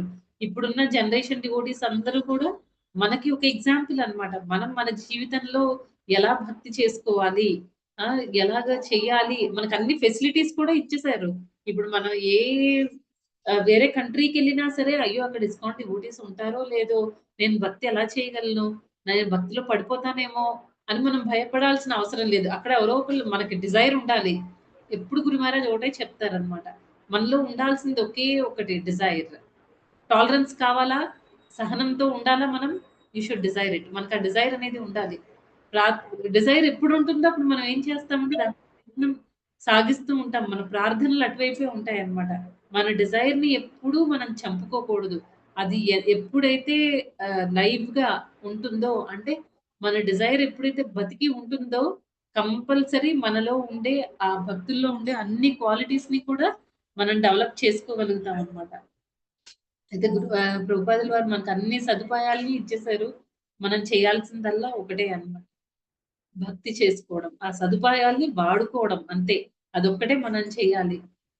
తర్వాత ఇంకా మనం అయితే ఇంతవరకు ఏంటంటే మనం గురు మహారాజ్ గురించి, ప్రభుపాదుల గురించి వింటున్నాము. తర్వాత మన శాస్త్రాల్లో ఎవరైనా ఉన్నారా? చాలా ఎగ్జాంపుల్స్ ఉన్నారండి. ఎప్పటికప్పుడు కృష్ణుడు ఏంటంటే ఆయన భక్తుల్ని పంపిస్తూ ఉంటాడు. నువ్వు చూడు ఎప్పుడో పరీక్షిత్ మహారాజ్ కాదు, ఎప్పుడో ఉన్న చిత్రకేతు మహారాజ్ కాదు, లేకపోతే ప్రహ్లాదుడు కాదు, వీళ్ళందరూ కాదు. ఈ జనరేషన్‌లో కూడా చాలా మంది ఎగ్జాంపుల్స్ మనకి చుట్టుపక్కల కనిపిస్తూ ఉంటారనమాట. మనకి ఈ శ్లోకంలో చెప్పినట్టు ఎన్ని మెంటల్ డిస్టర్బెన్సెస్, మెటీరియల్ డిస్టర్బెన్సెస్ ఎన్ని వచ్చినా సరే, స్థితప్రజ్ఞత్వంతో ఉండాలి. సుఖదుఖాల్ని సమానంగా చూడాలి. మనకు ఆ శ్లోకం ఉంది కదా! శీతోష్ణ సుఖదుఖేషు సమస్సం శీత వేడిగా ఉండేటప్పుడు, చల్లగా ఉండేటప్పుడు అదే ఎండాకాలము, చలికాలం వీటన్నిటిని భరించుకునే శక్తి ఉండాలి. తర్వాత మానాపమానాల్ని కూడా భరించుకునే శక్తి ఇవన్నిటిని ఈ సమ దృష్టితో మనం చూడగలగాలనమాట. అది నిజంగా సహన శక్తి అంటే. ఇప్పుడు మనం భాగవతం నుంచి కొంతమంది ఎగ్జాంపుల్స్ చూద్దామండి. పరీక్షిత్ మహారాజ్. పరీక్షిత్ మహారాజ్‌కి ఏమైందంటే శృంగి కుమారుడు ఆహ్, శపించడం జరిగింది. అయితే పరీక్షిత్ మహారాజ్ కూడా ఓన్లీ ఒక కింగ్ మాత్రమే కాదండి. ఒక మహారాజు మాత్రమే కాదు ఆయన.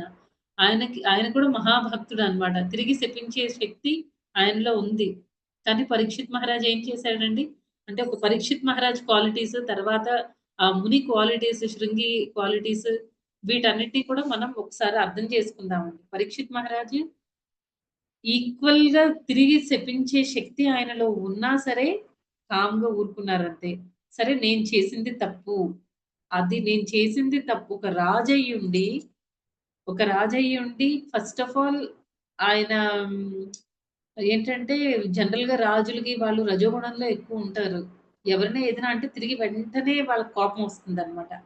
కానీ పరీక్షిత్ మహారాజ్ శపించినప్పుడు తిరిగి ఆయనకి ఈక్వల్ కెపాసిటీ అంతకంటే ఎక్కువ కెపాసిటీ ఉంది. ఎందుకంటే పరీక్షిత్ మహారాజ్ శుద్ధ భక్తుడు. అయినా సరే తిరిగి ఆయన ఏమి అనలేదు. నేను శిక్షార్హుడని. ఆయన ఒకటే ఆలోచించారనమాట. ముందు ఆయనకి తెలియదు. శపించినట్టు తెలియదు. ఆయన రాజ్యానికి వెళ్ళిపోయారు. వెళ్ళిన తర్వాత ఆయన కాంటంప్లేట్ చేసుకుంటున్నారనమాట. అసలు ఏంటి నేను ఇలా ప్రవర్తించాను. ఒక ముని, ఒక బ్రాహ్మణుడు ఆయన. ఆయన తపస్సులో ఉన్నాడు. భగవంతుడు ధ్యానంలో ఉన్నాడు. అలాంటి అతన్ని నేను ఫస్ట్ ఆఫ్ ఆల్ డిస్టర్బ్ చేయడమే తప్పు. చేసిన తర్వాత చచ్చిపోయిన పాముని నేను ఆయన మెడలో వేయడం ఏంటి? అని ఆయన ఆలోచించలేదనమాట. ఎంత తప్పు చేశా అని ఆలోచించారు. అయ్యో! నేనేంటి అలా ప్రవర్తించానేంటి అని. తర్వాత ఆయనకి తెలిసింది. ఈ శృ ఇక్కడ శృంగికి కూడా ముని కూడా ఎప్పుడైతే ఆయన ఆహ్, ఇంకా శపిస్తాడు కదా! వాళ్ళ అబ్బాయి శపించిన తర్వాత ఏడుస్తాడనమాట. మీ మీద ఇలా చనిపోయిన పాము వేశాడు ఆ రాజు అని చెప్పేసి. ఆ బాబుకి చూడండి అక్కడ ఆ బాబులో ఉండే తప్పు ఏంటి అంటే అది రాంగ్ అన్నమాట. తన వయసు జస్ట్ 5 సంవత్సరాలు మాత్రమే. అండ్ మహారాజు దేశానికి మహారాజు. ఆయన పరమ భక్తుడు.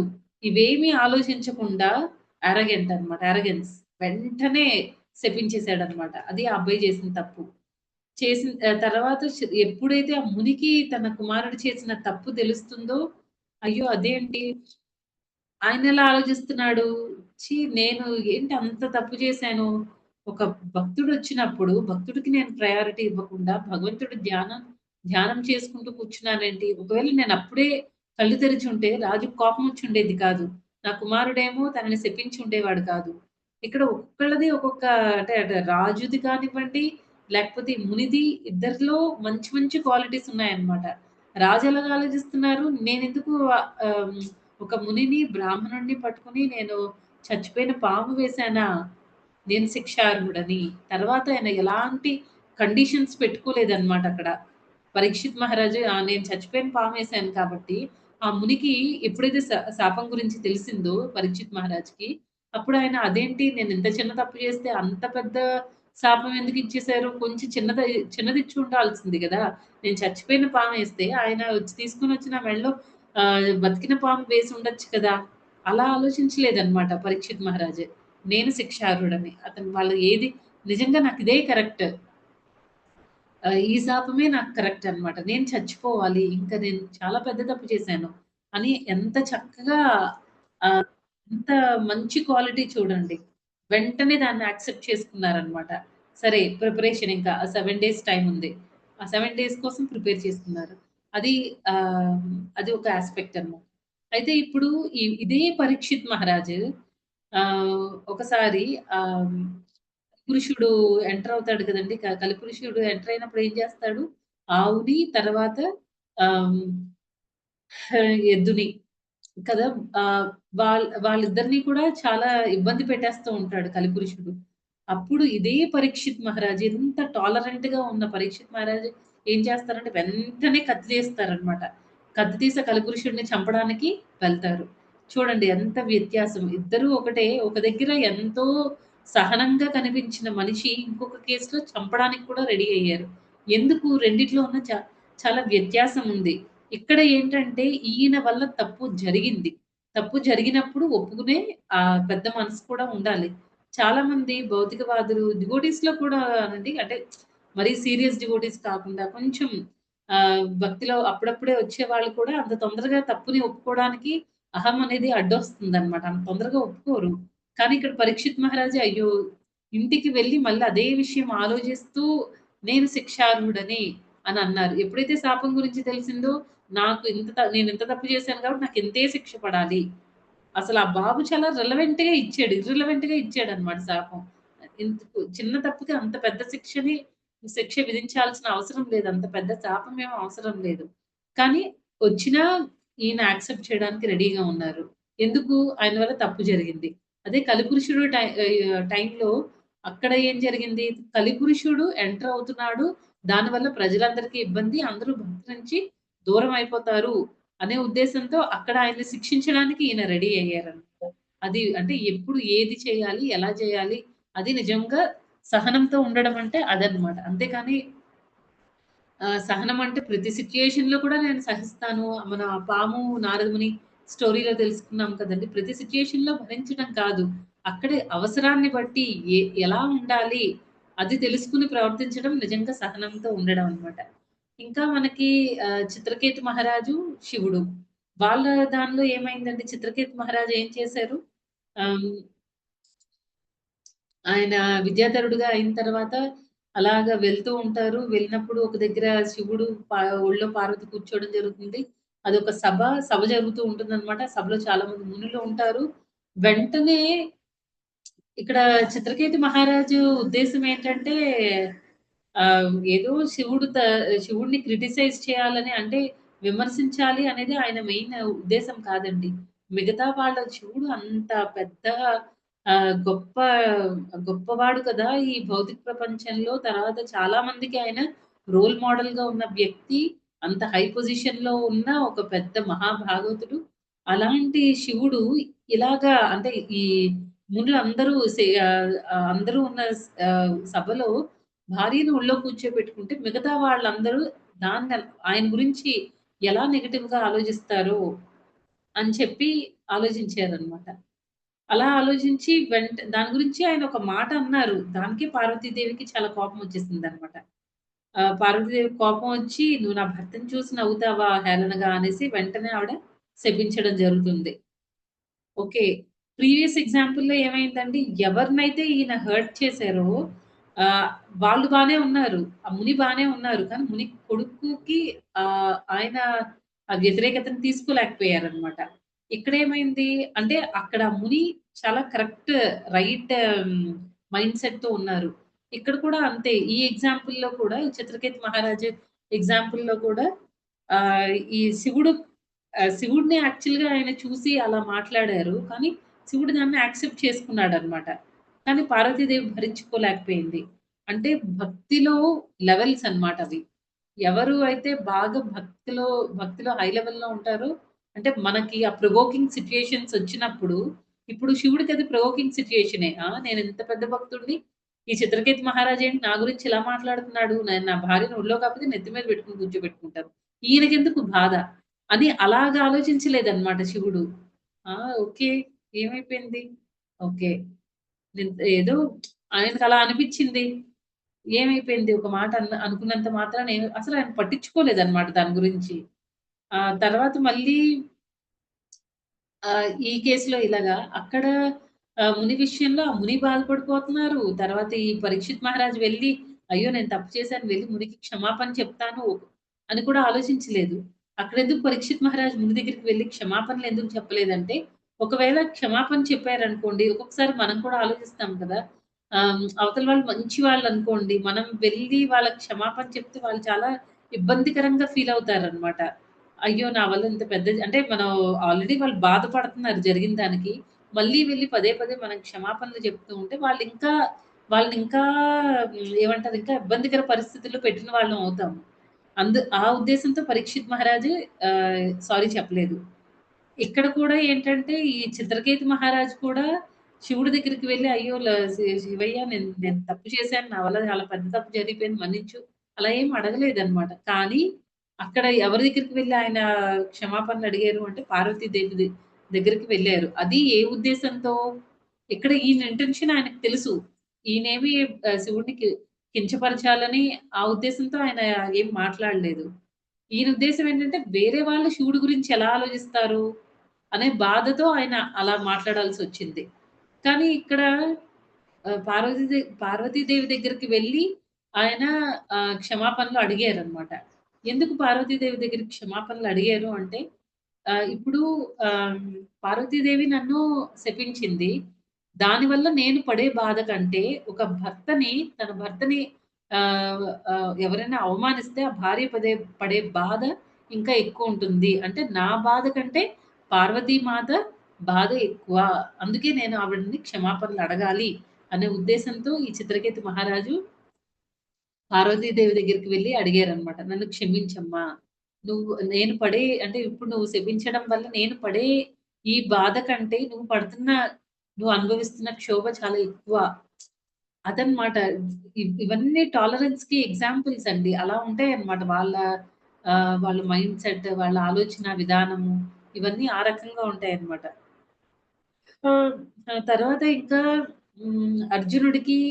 అర్జునుడు, కృష్ణుడు వీళ్ళ గురించి చెప్పుకున్నప్పుడు ఒకట భగవద్గీతలో కృష్ణుడు మొత్తం అంటే 12, 13 అధ్యాయాల్లో కృష్ణుడు ఏం చెప్తాడండి?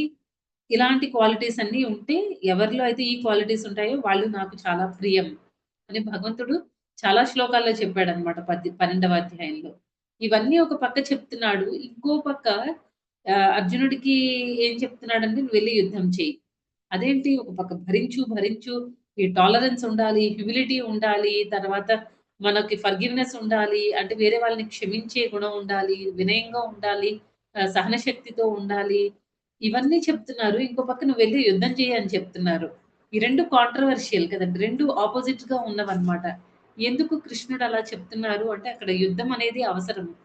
ఎందుకంటే వీళ్ళందరూ ధర్మపరాయణులు. వాళ్ళందరూ కూడా అధర్మంగా నడుచుకునే వాళ్ళనమాట. ఒక అధర్మంగా ఉండేవాళ్ళు రాజ్యాన్ని పరిపాలించడం వల్ల ప్రజలకి చాలా నష్టం కాబట్టి, అది కాకుండా వీళ్ళ హక్కు అది. పాండవులకి హక్కు అన్నమాట. రాజ్యాన్ని పరిపాలించే హక్కు వీళ్ళకుంది. మెటీరియలిస్టిక్‌గా చూసుకుంటే, భౌతికంగా చూసుకుంటే, అదే ఆధ్యాత్మికంగా తీసుకుంటే వీళ్ళేంటంటే పరమ భక్తులు, ధర్మ మార్గంలో నడుస్తున్న వాళ్ళు. ఇలాంటి వాళ్ళు రాజ్యాన్ని పరిపాలించడం వల్ల ప్రజలందరూ కూడా అదే మార్గంలో నడుచుకుంటారు. కదండీ! ఆ ఉద్దేశంతో భగవంతుడు అక్కడ యుద్ధం చేయమని చెప్పారు. కాకపోతే ఏంటంటే అట్ ది సేమ్ టైమ్ ఎలాంటి క్వాలిటీస్ ఉంటే భగవద్ధామానికి మనం ఫాస్ట్‌గా చేరుకుంటాము. అంటే మన డ్యూటీస్‌ని మనం చెయ్యాలి. మనలో ఉండే క్వాలిటీస్‌ని మనం మంచి క్వాలిటీస్‌ని డెవలప్ చేసుకోవాలి.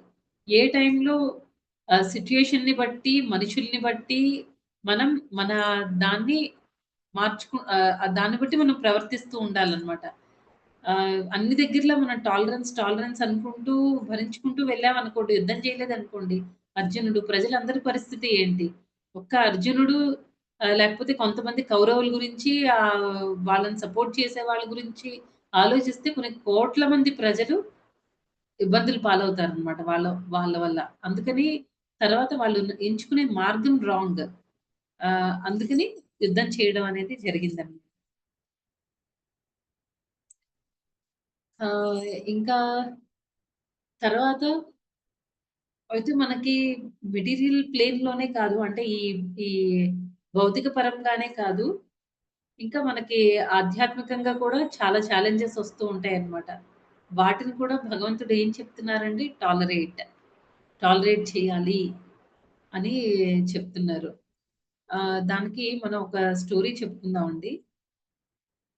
ఆహ్, ఒకసారి ఏమైందంటే రామానుజాచార్యుల వాళ్ళ శిష్యులు ఒకతను ఉంటారనమాట. అతనికి అతను రామానుజాచార్యుల వారిని అడుగుతారు. గురువుగారు నాకు ఒక మంచి భక్తుడిలో ఉండే ఒక మంచి భక్తుడు అని ఎవరిని అంటారు? అని అడుగుతారనమాట. అడిగితే అప్పుడు ఆహ్, ఈయన ఏం చెప్తారంటే ఆహ్, రామానుజాచార్యుల వారు ఏం చెప్తారంటే, "నేను నీకు ఈ ఆన్సర్ నేను కాదు. నీకు ఒక మంచి భక్తుడున్నాడు. ఆయన దగ్గరికి వెళ్ళు." అని నాకు ఆ డివోటీ పేరు గుర్తు రావడం లేదు. ఓకే. అయితే ఆ డివోటీ దగ్గరికి వెళ్ళు. నీకు కరెక్ట్‌గా చెప్తారనమాట. ఆహ్, నువ్వు ఆన్సర్ తెలుసుకోవాలి అంటే నువ్వు బెటర్ ఆ డివోటీ దగ్గరికి వెళ్ళు అని చెప్తారు. అయితే నెక్స్ట్ ఇంకా సరే అని చెప్పేసి డివోటీ అక్కడికి వెళ్ళడం జరుగుతుంది. వెళ్ళిన తర్వాత ఆహ్, ఈయనేం చెప్తారు వేరే గురువు దగ్గరికి పంపిస్తారు గదా! రామానుజాచార్యులు వారు. పంపించిన తర్వాత ఈ డివోటీ వెళ్తారనమాట. గురువుగారు అదే మా గురువుగారు ఇక్కడ నేను మా గురువుగారిని ఒక క్వెషన్ అడిగానండి.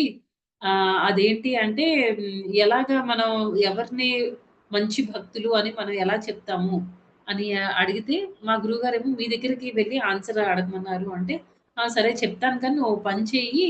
అదిగో అక్కడ కొంచెం పనుంది. వంటగదిలో కొంచెం సర్వీస్ ఉంది.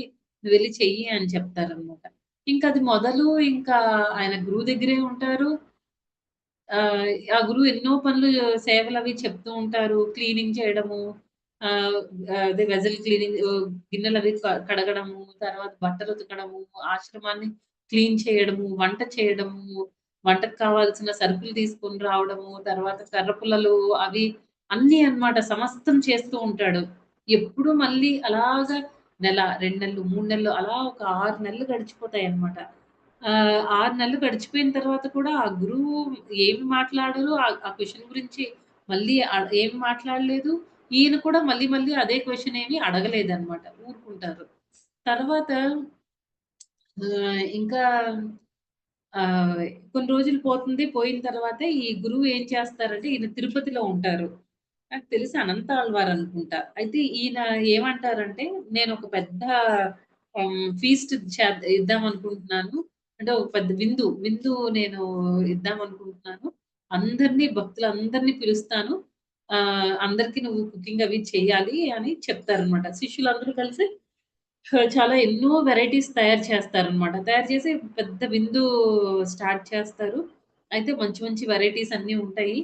ఈ ఈ శిష్యుడు ఏమనుకుంటాడంటే, సరే నేను ఫస్ట్ కూర్చుంటాను, నేను తింటాను అని అనుకుంటాడు. కూర్చుంటాడనమాట. కూర్చొని తినడం స్టార్ట్ చేస్తాడు. తినడం స్టార్ట్ చేయడు, కూర్చుంటాడు అందరితో పాటు. గురువుగారు వెంటనే అక్కడికొచ్చి "నువ్వు తర్వాత తిందువు గాని, నెక్స్ట్ టైమ్ నువ్వు తిందువు గాని, ఒక పని చెయి అందరికి నువ్వు వడ్డించు" అని చెప్తారనమాట. లేస్తాడు, వెళ్తాడు, వడ్డించడం స్టార్ట్ చేస్తాడు. ఫస్ట్ రో అయిపోయింది. ఫస్ట్ టైమ్ అయిపోయింది. నెక్స్ట్ మళ్ళీ ఇంకొంతమంది కూర్చుంటారు. సెకండ్ టైమ్ దాంట్లో. అప్పుడు ఈసారి నేను కూర్చుంటాననుకుంటాడు. అప్పుడు కూడా మళ్ళీ గురు మహారాజ్ చూస్తారు, వస్తారు. "నువ్వు తర్వాత కూర్చుందువు గాని నెక్స్ట్ టైమ్‌లో ఇప్పుడు వడ్డించు చాలా మంది గెస్ట్‌లున్నారు కదా!" అని చెప్తారు. సరే ఇంకా ఓకే అని మళ్ళీ థర్డ్ టైమ్‌లో మళ్ళీ ఈయన కూర్చుంటాడనమాట. ఈసారైనా ప్రసాదం తినాలి, మళ్ళీ మిస్ అయిపోతాను. చాలా వెరైటీస్ ఉన్నాయి కదా! అని అనుకుంటాడు. ఇంకా అప్పుడు మళ్ళీ గురూజీ వస్తారు. "ఏం నువ్వు కూర్చున్నావేంటి? ఇంతమంది గెస్ట్‌లున్నారు గదా! నువ్వు" ఇంక సరే ఈయనకి అర్థమైపోయిందనమాట. లేదు ఇంక వద్దు. గెస్ట్‌లందరూ తినేసి వెళ్ళిన తర్వాత అప్పుడు నేను కూర్చుంటాను అని డిసైడ్ అయిపోతారు. అందరూ కు అందరూ ఆల్‌మోస్ట్ కంప్లీటెడ్ అనమాట. గెస్ట్‌లందరూ అయిపోతారు. ఇంకా ఈయనొక్కడు మిగిలి ఉంటాడనమాట. ఈ డిసైపుల్ ఒక్కడు. ఈ శిష్యుడొక్కడు మిగిలి ఉంటాడు. ఈయన ఇంకా లాస్ట్ కూర్చొని అప్పుడు ఆయన ప్రసాదం తింటాడనమాట. అప్పుడు చూస్తారు. గురువు ఆయన దగ్గరికొచ్చి అడుగుతారనమాట. చూడు నువ్వు రామానుజాచార్య దగ్గర నుంచి వచ్చినప్పుడు నన్నొక క్వెషన్ అడిగావు గదా! అదేంటి అనంటే అదే భక్తులు ఎలా ఉంటారు? వాళ్ళనెలా గుర్తుపట్టాలి అనంటే అప్పుడు ఆయన ఒకటి చెప్తాడనమాట. అదేంటి అంటే like crane, like hen and you అని చెప్తారనమాట. ఈయనకి అర్థం కాదు. ఆహ్, ఆహ్, ఏంటి నాకు అర్థం కాదు అని కూడా అడగరనమాట. ఓకే. అనేసి కన్‌ఫ్యూజ్ అవుతారు. ఏంటి ఆయనకి అర్థం కాలేదు. అప్పుడు మళ్ళీ రామానుజాచార్య దగ్గరికి వెళ్ళిపోతారనమాట. రామానుజాచారి అడుగుతారు. 6 నెలల క్రితం నువ్వు వెళ్ళావు కదా! పరంతాల్ వారి దగ్గరికి ఏమైంది? నువ్వు ఆన్సర్ తెలిసిందా నీకు? అని అడుగుతారనమాట. ఏమో గురువుగారు నాకేమీ అర్థం కాలేదు. ఆయనేం చెప్పారంటే like crane, like hen and you అని చెప్పారు అని అంటారనమాట. సరే అయితే అవునా అనేసి ఇంకా సరే ఏంటి నేను చెప్తానుండు నీకు డీటెయిల్‌గా ఎక్స్‌ప్లెయిన్ చేస్తానని లైక్ క్రేన్ కొంగలాగా అన్నమాట. కొంగ ఏం చేస్తుందండి? దాని కొంగ వైట్ కలర్‌లో ఉంటుంది కదా! అలాగే ఏంటంటే కొంగ ఏ కలర్‌లో అయితే ఉందో భక్తులు కూడా అలాగే ఉంటారన్నమాట. అంటే వైట్‌గా, ఫెయిర్‌గా, అందంగా ఉండడం అని కాదు. ప్యూరిటీ వాళ్ళలో అంత ప్యూరిటీ, ఆ చేస్టిటీ అనేది ఉంటుందన్నమాట. ఆళ్ళు అంత పవిత్రంగా ఉంటారు. తెలుపు పవిత్రానికి పవిత్రాన్ పవిత్రతని ఇండికేట్ చేస్తుంది గదా! అలాగా ఆహ్, అలాగా డివోటీస్ కూడా ఉంటారు అని. Like hen. హెన్ అంటే ఏంటండి? కోడి. కోడి ఏం చేస్తుంది? జనరల్‌గా ఆహ్, కోడి ఏం చేస్తుందంటే ఎంత ఫిల్లీ ప్లేస్‌లో గార్బేజ్‌లో అక్కడంతా ఏం చేస్తుందంటే, దానికి కావాల్సిన గ్రెయిన్స్‌ని మాత్రం అది పిక్ చేసుకొని తింటుంది గదా! అలాగే ఏంటంటే ఈ డివోటీస్ అనేవాళ్ళు కూడా ఎప్పుడు ప్రజల్పకి పోరనమాట. ప్రజల్ప అనేది చెయ్యరు. ఎంత మంది భౌతికవాదుల మధ్య ఉన్నా సరే, వాళ్ళ మైండ్ అనేది ఎప్పుడు కూడా వాళ్ళకి కావలసిన దాని మీదే ఉంటుంది. భక్తులకు కావాల్సినది లేకపోతే కావాల్సిన వాళ్ళు ఎవరంటే భక్తి, భగవంతుడు. అంటే వాళ్ళు ఎంత చెత్తలో ఉన్నా సరే, ఎంత భౌతిక పరమైన వ్యక్తుల మధ్య ఉన్నా సరే, వాళ్ళ మైండ్ ఎప్పుడు కూడా భగవంతుడికి సరెండర్ అయ్యి ఉంటుందన్నమాట. ఆ రకంగా కోడిలాగా చెప్పారన్నమాట. నెక్స్ట్ లాస్ట్‌దేమన్నారు? అండ్ యూ అని అన్నారు. అంటే నువ్వు అని. ఎలాగా? అంటే అక్కడ ఆ అనంతాళ్ళ వారికి ఈ భక్తుడి మీద ఈయనంటే చాలా ఇంప్రెస్ అయిపోయారన్నమాట. ఎందుకంటే ఈ 6 నెలల టైంలో ఎన్నో రకాల పరీక్షలు పెట్టారు. అంటే ఎన్నో పనులు చెప్పారు. ఎప్పుడు కూడా నేనెందుకు ఇవన్నీ చెయ్యాలి? నేను క్వెషన్ అడగడానికొస్తే ఈయన నన్ను కూర్చోబెట్టి మొత్తం సేవలన్నీ చేయించేస్తున్నారేంటి? అని ఆలోచించుకోలేదన్నమాట. యాక్సెప్ట్ చేశారు. తీసుకున్నారనమాట ఆయన. అన్నీ చెప్పినవన్నీ చేశారు. తర్వాత తినేటప్పుడు లేపితే జనరల్‌గా ఎవరికైనా ఎంత గురువైనా సరే కొంచెం బాధగా అనిపిస్తుంది. ఈయన బాధపడలేదు. ఏమీ ఆలోచించలేదనమాట. ఓకే. చెప్పు లేవమన్నారు, లేచారు. అందరికి చేయాలి. అందరికి సేవ చేయాలి అని అన్నారు. చేశారనమాట. ఎన్ని సార్లు లేపినా అదే ఎక్స్‌ప్రెషన్, అదే సంతోషం. ఎక్కడా బాధ లేదనమాట. టాలరెన్స్. అది భరించుకునే శక్తి అనంటే. ఎంత రివర్సల్స్ వస్తున్నా సరే జీవితంలో అంటే ఎన్ని ఇబ్బందులు ఎదురవుతున్నా సరే, వాటిని ఇబ్బందులుగా చూడకూడదనమాట. ప్రతిదాన్ని కూడా ఈ శ్లోకంలో ప్రభుపాదులు వారు చెప్పారు కదండీ! ఏదైనా మనకి ఎవరైనా కీర్తించినప్పుడు భగవంతుడికి క్రెడిట్ అనేది భగవంతుడికిచ్చేయాలి. భగవంతుడి వల్ల నాకు వచ్చింది అని. భగవంతుడు చాలా దయామయుడు. నాకేమి ఇంత ఎబిలిటీ లేదు. అంటే ఎంత హ్మ్, ఏమంటారు ఆహ్, యోగ్యత అనేది నాకు లేదు. అయినా సరే భగవంతుడు నన్ను భక్తిలో ఎంకరేజ్ చేయడానికి, లేకపోతే భగవంతుడు కూడా ఏంటంటే ఎప్పుడు తన డివోటీస్‌ని హైలైట్ చేసుకోవడం అంటే ఆయనకిష్టం. అలా దానిలో ఆయన నన్ను ఇలా హైలైట్ చేస్తున్నారే తప్ప నాకు ఆ ఎబిలిటీ లేదు. నాలో ఆ యోగ్యత లేదు అని అనుకోవాలి. ఎప్పుడైనా మనకి ఏదైనా ఇబ్బందికరమైన పరిస్థితులొచ్చినప్పుడు నాకింతకంటే నేనింకా ఇబ్బందులు పడాల్సింది ఎంత దయ చూపిస్తున్నావు కృష్ణ నాకు ఇంత ఇబ్బంది పడుతున్నా సరే ఆహ్, నాకింకా ఎక్కువ ఇబ్బందులు ఉంది. పడాల్సిన అవసరం ఉంది. కానీ నువ్వు చాలా తగ్గించేసి నాకు కొంచెం కొంచెం ప్రాబ్లమ్స్ ఇస్తున్నావు. ఇంకా ఇంకొక సీనియర్ డివోటీ లెక్చర్ ఇది లాస్ట్ పాయింట్ అండి. ఇంకా క్లోజ్ చేస్తాను. ఆహ్, ఇంకొక సీనియర్ డివోటీస్ లెక్చర్‌లో ఏం చెప్పారంటే ఆహ్, ఆ! ఒక్కొక్కసారి మనకి మన ఇంట్లో వాళ్ళు కానీ, లేకపోతే ఆఫీస్‌లో వాళ్ళు, ఇంటి చుట్టుపక్కల వాళ్ళు, కొన్నిసార్లు డివోటీస్ కూడా మనల్ని ఇబ్బంది పెడుతూ ఉంటారనమాట. అలాంటప్పుడు మనం ఆ డివోటీస్‌ని కూర్చొని అయ్యో! ఈ మాతాజీ ఏంటి ఎప్పుడు చూసినా సరే నేనెక్కడ తప్పులు చేస్తానా అని వెతుకుతూ ఉంటారు. నిజంగానే వాళ్ళ మైండ్ సెట్ అదే అయ్యుండొచ్చు. మనల్ని ఇబ్బంది పెట్టే ఆలోచన వాళ్ళకి ఉండొచ్చు. ఏదో మనలో ఏదో క్వాలిటీ వాళ్ళకి నచ్చి ఉండకపోవచ్చు. అందుకే వాళ్ళు మనల్ని ఇబ్బంది పెడుతూ ఉండుండొచ్చు. కొన్నిసార్లు ఇలాంటి సిట్యుయేషన్స్ కూడా వస్తాయన్నమాట. అలా వచ్చినప్పుడు మనం ఆ సీనియర్ డివోటీ వాళ్ళ లెక్చర్‌లో ఏం చెప్తున్నారంటే, we should be thankful to them. మనం వాళ్ళకి కృతజ్ఞతలు తెలియజేసుకోవాలి. ఎందుకు? వాళ్ళు ఆ ఇబ్బందికరమైన పరిస్థితుల్లో మనల్ని పెట్టడం వల్ల మనమేం చేస్తామండి, భగవంతుడి మీద ఇంకా ఇంకా డిపెండ్ అయిపోతాం. ఇంకా క్లోజ్ అవుతాం అన్నమాట. మీ వల్ల మీ వల్లే నేను భగవంతుడికి దగ్గరవుతున్నాను అని మనం వాళ్ళకి ఆ రకంగా మనం తీసుకోవాలన్నమాట. అంటే మనం ప్రతి సిట్యుయేషన్‌లో కూడా అంతేకాని మనం తిట్టుకున్నామనుకోండి, ఛీ! మాతాజీ ఎందుకిలా చేస్తున్నారు? ఈ ప్రభుజీ ఎందుకిలా చేస్తున్నారు? అని మనం ఆలోచిస్తున్నామనుకోండి, ఏమవుతుంది? మనకి వాళ్ళని ద్వేషించడంలోనే మన టైమంతా అయిపోతుందనమాట. ఆ ద్వేషించడం కాకుండా, దాన్ని కృష్ణ వైపుకి ఈ రకంగా మనం టర్న్ చేసుకోవచ్చనమాట. ఓకే. థాంక్స్ మాతాజీ. మీరిలాగే ఉండాలి. మీరు నన్ను ఇలాగే ఇబ్బంది పెడితేనే నాకు మంచిది. నేను ఆధ్యాత్మికంగా పురోగతి చెందడానికి మీరు నాకు హెల్ప్ చేస్తున్నారు అని మనం ఆలోచించుకోగలగాలన్నమాట.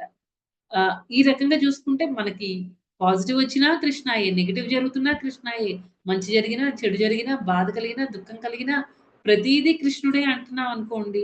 ఇంక మనం సతతం కీర్తనతో మనం చేయకుండా ఎందుకుంటామండి? ఆబ్వియస్లీ 24 అవర్స్ మనం భగవంతుడి ధ్యానంలో ఉండగలుగుతాం. అదండి ఈరోజు శ్లోకము.